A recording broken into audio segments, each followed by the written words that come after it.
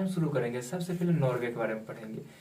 सबसे पहले हम एक बात कहना चाहूंगा आपको दोस्तों, हम आपके लिए सब दिन यानी कि प्रत्येक दिन एक वीडियो लाऊंगा, जिसे आप कंट्री सीरीज के नाम से कह सकते हो। हम यूपीएससी के लिए मतलब पढ़ता हूं और आप लोग को भी उसके उसी लेवल से पढ़ाता भी हूं, जिसमें आपको स्टेट पीसी और जितना भी वनडे एग्जाम रहता है इन सब के लिए सफिशियंट रहेगा। तो हम सबसे पहले जो एक एक देश के बारे में जो पढ़ेंगे ना, वो देश क्यों विकसित है, उनका अर्थव्यवस्था किस पे टिका हुआ है, वो देश की प्रसिद्धि का कारण क्या है, उसके बाद वो कौन सागर से लगा है, किस देश से सटा हुआ है, उसका करेंसी क्या है, उनके राष्ट्र मतलब देश को चलाने का जो मुख्य वजह है वो क्यों, मतलब क्या वजह है जो वो देश ज्यादा प्रगतिशील रहा है, इन सभी कारणों को बारीकी से देखेंगे। तो चलिए हम शुरू करते हैं हमारा सीरीज में। सबसे पहले देखिए, नॉर्वे एक देश जो कि उत्तरी ध्रुव महासागर के थोड़े जस्ट नीचे में है, यानी कि सबसे पहले मैप देखते हैं। तो ये जो मैप है ना, इसका सबसे पहले नॉर्वे का राजधानी ओस्लो है जो यहाँ पे अवस्थित है। उसके बाद इसके नीचे जस्ट नीचे में देखिएगा तो अब यहाँ पे डेनमार्क देश है, ठीक। इसके बगल में देखिएगा तो कौन सागर है, तो नॉर्वेजियन सागर है, ओके।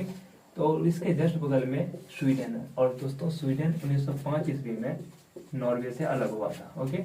अब देखिए यहाँ पे जब आप जो लटका हुआ एक टाइप का दिख रहा है, यहाँ पे आता है फिनलैंड देश, यहाँ फिनलैंड है।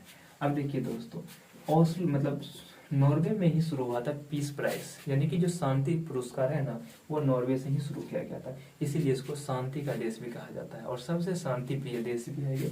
उसके बाद हम बात करेंगे यहाँ की अर्थव्यवस्था किस चीज पे आधारित है।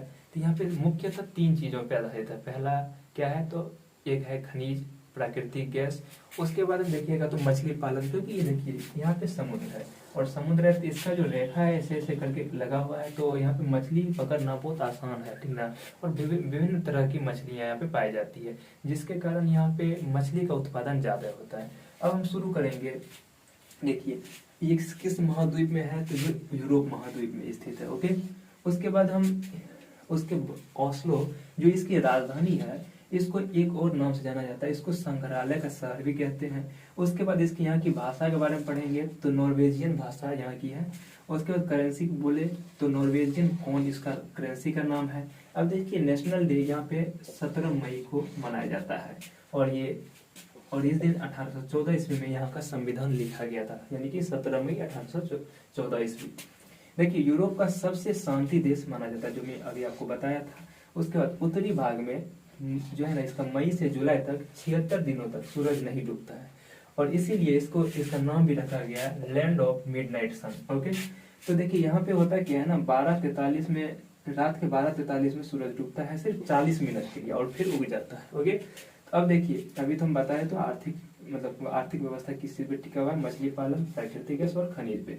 यहाँ पे देखिए एक चीज मुख्य वजह है कि यहाँ की जो शिक्षा व्यवस्था है ना, बहुत उच्च स्तर की है, जिसमें कोई भी लेखक है अगर उसका बुक अच्छा है तो सरकार उसको अग्रसर कराने के लिए, यानी कि उनको अच्छे मतलब तरह से विकसित करने के लिए सबसे पहले सरकार उनकी 1000 कॉपीज को खरीद लेते हैं और उसको खरीद कर हर एक संग्रहालय में, क्योंकि संग्रहालय यहाँ पे देखे ना ओस्लो जो कि संग्रहालयों का शहर कहा जाता है, उस संग्रहालय में उस 1000 कॉपी को यानी पुस्तक को दिया जाता है और लोग जानता है तो उस व्यक्ति की महिमा को ज्यादा प्रसिद्धि मिलती है और उस कारण से मतलब वहाँ सरकार जो है ना शिक्षा को ज्यादा मतलब सपोर्ट करते हैं, ठीक।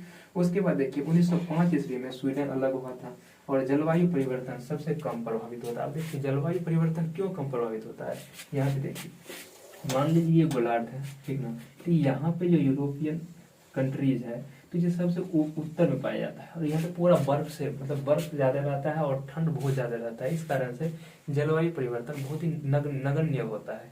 इसीलिए आज का मेरा देश समाप्त हुआ और इसी के साथ हम आपके साथ बने रहेंगे अगले वीडियो में।